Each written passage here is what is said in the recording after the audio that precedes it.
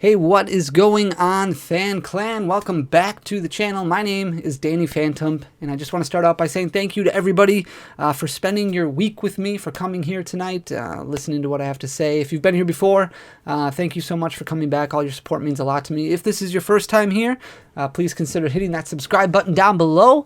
Leave a comment or a like or a thumbs up.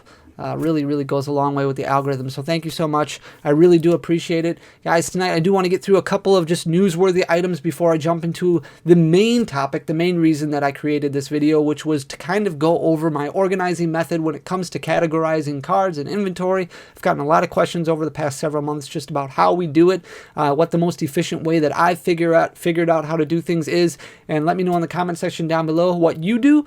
I know that there's a lot of other great ideas out there, and I'm always looking for the most efficient way to do things, especially when it comes to singles, because honestly, if you are in the business of trading card games and selling them or even collecting them, like it can be a headache trying to get everything organized and trying to figure out the most efficient way to pack orders, especially when it comes to singles. So I'll go over what we currently do, what we've done in the past, and why we started making a switch to this way. And you can let me know in the comment section down below what you do if you do something different. So with that being said, I do want to go over just a couple of brief things that are more newsworthy items. I talked to you originally a couple weeks ago, or last week I think it was, about the Vivid Voltage reprint that we are expecting. That was originally supposed to be coming out at the end of this month. Unfortunately, that got pushed back to the end of May.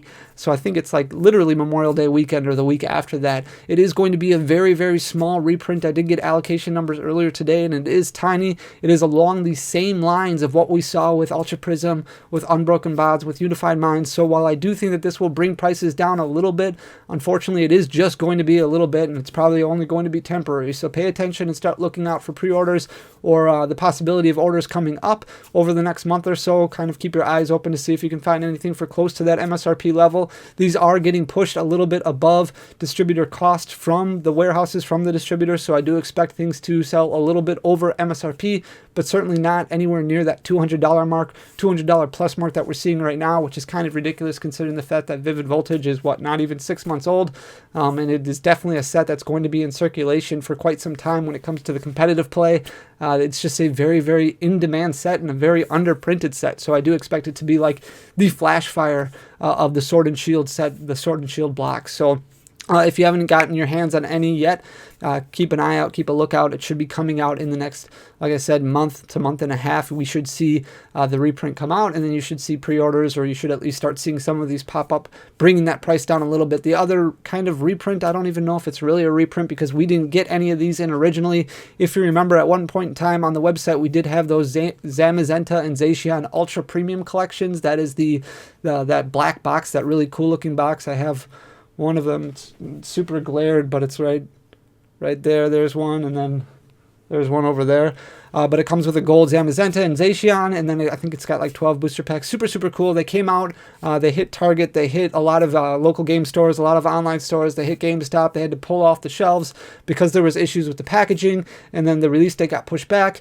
Along the same time as that, there was also supposed to be these Elite Trainer boxes that came out that were going to be Zacian or Zamazenta, so you would still get 12 packs, which is more than what you would get from even a special ETB, but you would get either the gold Zacian or the gold Zamazenta. We didn't have any of those come in. I know a lot of them got sold overseas in like the EU, in the UK, in different places, like I said, overseas, but I didn't see a whole lot of them pop up domestically in the US. It does look like a print of those are going to be coming out in late May as well, and we are getting a decent amount of those in stock, so our allocation number was actually fairly good for those, so I do expect to see quite of those kind of circulating around. So if you didn't get a chance to get any of those yet, pay attention, be on the lookout for those. You should be able to find those, I would assume, at big box stores, but also at your local game store, so be on the lookout. One other thing that I wanted to talk about, if you don't follow me, I'm just going to pull this up right away. But if you don't follow me on, that's for later. If you don't follow me on Instagram, my name is, you can find me at danny.phantom. So the same name as what you see on YouTube, except with a period in the middle. So go give me a follow. I just posted something a couple days ago going over the full art Marnie, which you can see right on Poke Beach right here, because it's one of my favorite cards that has ever been printed. I love the artwork on it. I think it just pops really well. It's super cool looking. Unfortunately, this card came out in Shiny Star V several months ago and did not make its way to the United States when it came out when Shining Fates came out. This was originally supposed to be in Shining Fates, but they pulled it. It didn't come out in Shining Fates, and this was the only card in Shining Fates that we did not get that was in Shining Star V. So this is going to come out. Poke Beach actually dropped an article earlier today. We can confirm a new Marnie Premium Collection box, Tournament Collection box, will release on August 22nd. It will come with 7 booster packs, a deck box, 4 promo cards, a set of 65 card sleeves, 2 condition marker coins, and 6 damage counter dice. MSRP has not been announced yet, but it is expected to have the full art Marnie card along with, I think, 3 other promo cards in it, which is super, super cool.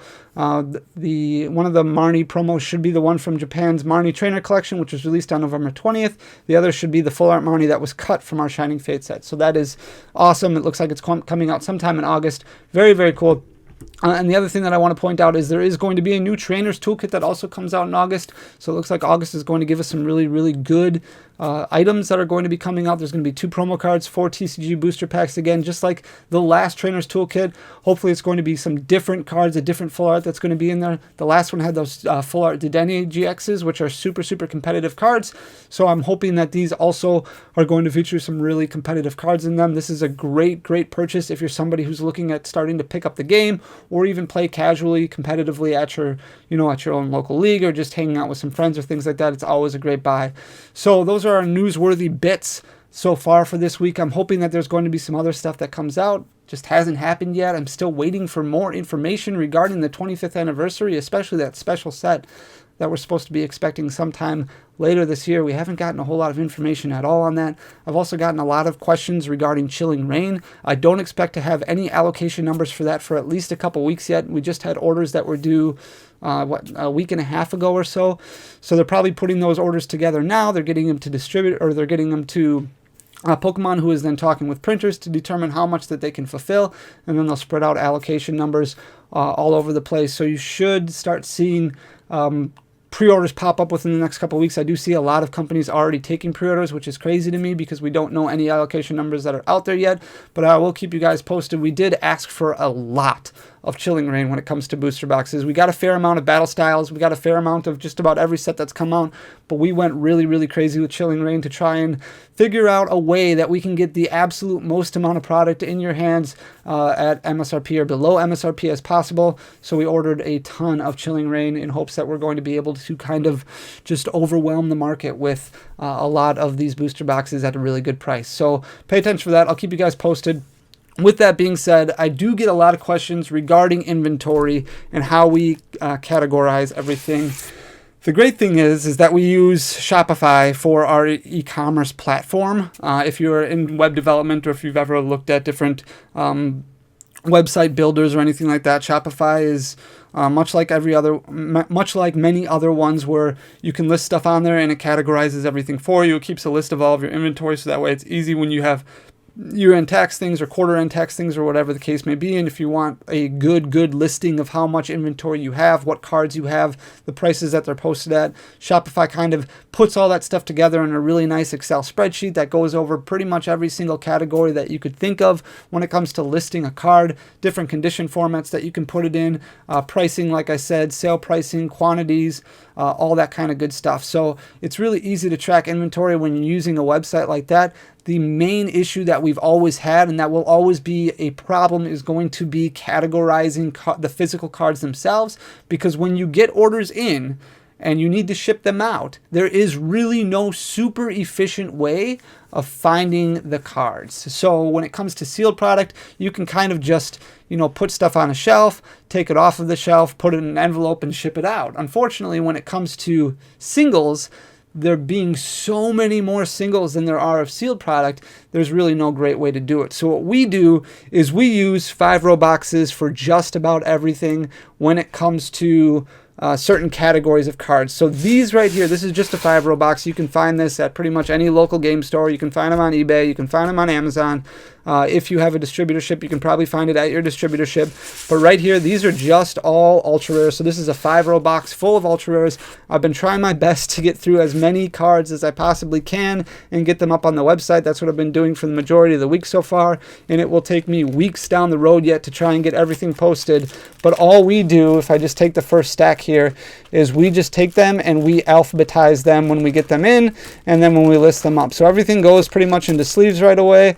And then if we have anything that needs to be condition graded as far as like marking light played or moderately played or anything like that, we'll mark it on the card, on the actual sleeve itself. But we go by rarity alphabetically. So we have like Zacian and Zamazenta are kind of like its own rarity item, and then we have Shining cards from Shining Legends. We have Amazing Rares after that. So you can see those are all of our Amazing Rares, and these all go in alphabetical order, and then it goes to the next type, which is going to be Secret Rare Pokemon, Secret Rare Energies, Secret Rare Item cards. So here's Pokemon right here. These are just alphabetized, and then we get into item cards. So we've got Aether, Air Balloon, Beastbringer, Cape of Toughness, Choice Band, Cherish Ball. All these just keep going alphabetically, and then after we get through all of the Secret Rare Trainer cards, then we move into Rainbow Rares after that. So you start off with Age/VMAX, and it goes all the way down the line. After that, over here somewhere is going to start, Full Art Trainers, and then over here you've got like Full Art cards, and Full Art cards keep going. And then we've got regular GXs and V cards, and that fills up the rest of the box. And then we've got another 5-row box that's all GX and V cards, continuing the alphabetically ordered cycle. And then I've got another 5-row box where we list all of our EX cards. So it starts off, that one is also alphabetized by rarity, so it starts off with all of the megas, and then it goes, so it goes megas, and then it goes, I think it goes full art megas, regular megas, then full arts, then regular EXs all the way through, and that fills up a 5-row box. And then we have another 5-row box that's just other ultra rare, so it houses like all of our prime cards, all of our legend cards, any older EX cards that we might have, the baby shinies that we have, the secret rare, the character art cards from Cosmic Eclipse. All of those go into another 5-row box, and we are trying desperately to get all of those singles up on the website. So that's what we do with ultra rares. Everything goes in sleeves, and then when we're sorting through them, pulling out cards for filling orders, we just kind of go through alphabetically and try and figure out where the cards might be. Some people use card separators, or they'll use those little dividers that you get into ETBs to kind of label where a new letter begins. We used to hold we used to just put top loaders in here where we put the letter on the top loader, so that way it would separate different letters. I ended up getting rid of those just to get more space in the box, just because it's kind of easy to flip through and just be like, oh, okay, well, here's Crobat V, so I know the C's are over here somewhere, and then kind of keep going through there. We do this with a lot of different rarities of cards, basically with everything except for bulk cards. So when we're opening stuff or buying collections, if it's a bulk card that has little value to it more than bulk, or it's just a bulk value, we put it into their own box by rarity. So we have boxes that are 5-row boxes that are just for holo rares, 5-row boxes that are just for reverse holos, 5-row boxes that are for commons and uncommons. And those aren't sorted whatsoever. They're not sorted by type or rarity, or they're not sorted by type or rarity, or alphabetically or anything like that. They're just bulk cards that are in bulk boxes. The other ones that we do this alphabetical system for is trainer cards. We have about 5-row boxes that are just full of trainer cards, going from Air Balloon or whatever the first trainer card is that starts with A, all the way down to Z. And then we just have 5-row boxes that are just completely alphabetized all the way through. It makes it a lot easier when we're posting stuff on TCG Player or on the website to try and find those singles to pull out. It also makes it a lot easier when we're packing up stuff for events, and then we put those boxes when we go to like regional events or things like that on our back table. So if a customer is looking for a specific card, we can just kind of go over there and find it relatively easily. We also do this for all of our staple cards, like any holo rare or anything more that might actually have some value to it, or you might see in competitive play.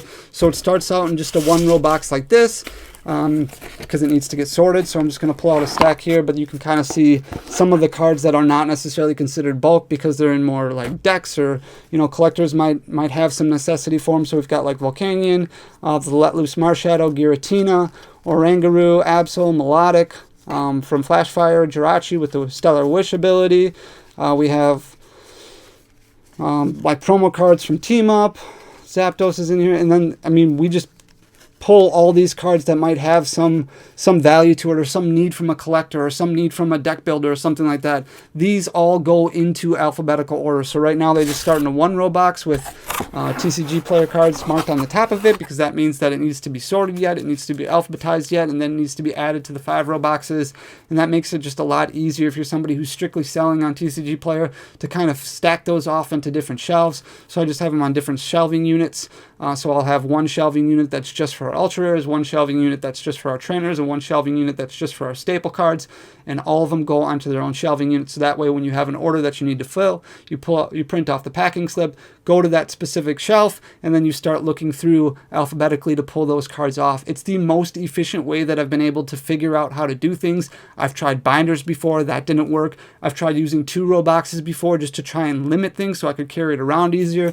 That didn't work super well. I've tried 1-row boxes before and just alphabetizing basically everything. That ended up just being a giant mess when it comes to labeling, and it was very, very difficult to organize. I've tried a lot of different methods, and this has been ultimately the best method that I've been able to uncover so far. The only hard part, or the hardest part I should say, is that it's constantly a grind, because when you're always looking to buy cards, you're always looking to buy inventory, and this is what a lot of stores have to go through when they have somebody who comes in and they sell cards. Keeping up with making sure that you categorize these cards and you alphabetize these cards frequently is probably the toughest part of all of it, because they can pile up, and they can pile up quick, and it's difficult. So when you're sorting through bulk and you're pulling out, let's say, staple cards or things that might go in decks, pulling those out and putting them in a pile, and then making sure you go through that pile at a reasonable time to alphabetize it and put it where they belong. There's times where I'll have ultra rares that stack up, where there's 300, 400, 500 ultra rares that I haven't gotten through, and then there's hours of work ahead of me to try and sort them by rarity, and then sort them alphabetically, and then add them to the 5-row boxes so that way they can be inventoried properly. It's a lot of work, and this is part of the business that is literally, you get no profit from doing this. This is just an easier way to save time, so that way when you are packing orders, this is the busy work. This is the grindy part of it all. So it's fun to look for cards. It's fun to make deals. It's fun to talk to people about Pokemon. But this is a lot of the behind the scenes stuff that people don't necessarily see, that really sucks up a lot of time and can be, it can be a pain. It causes a lot of headaches because there's so much stuff in here, and trying to get through it all and trying to sort it all and then trying to alphabetize it all so that way it can go up online and go get posted so that way it can get sold. It's just a lot of work. So not a lot of people think about all that stuff that goes into it, but just if you try it for a little while and just see, you get a better idea of what it all entails. So there's a lot that gets that's involved here, unfortunately. It's not the fun part of the job, but it's just you got to do it, because you got to keep things organized. It's the only way that you're going to be successful. So with that, like I said, if you have any comments, if you think that there's a better way to be doing things, obviously let me know down below. I'm not going to take up too much more of your time, so I appreciate you guys so much. Thank you very, very much for staying with me. If you're still here, make sure to hit that subscribe button down below if you haven't already. Guys, thank you very much for everything. I will see you next time. Peace.